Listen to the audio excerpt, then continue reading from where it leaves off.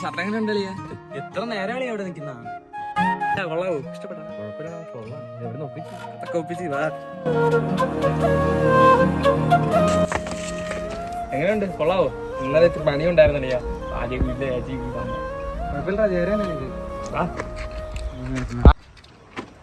എവിടെ പോണ്ട? കല്യാണത്തിന് ഈ പയ്യനാ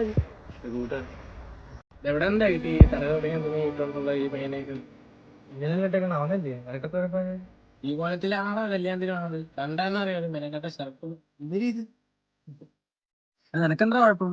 അവനെ ഇട്ടേക്കുന്ന പുറമാൻ ഇറങ്ങിക്കോളും ഓരോരുത്തമ്മ കളിയാക്കാൻ വേണ്ടി.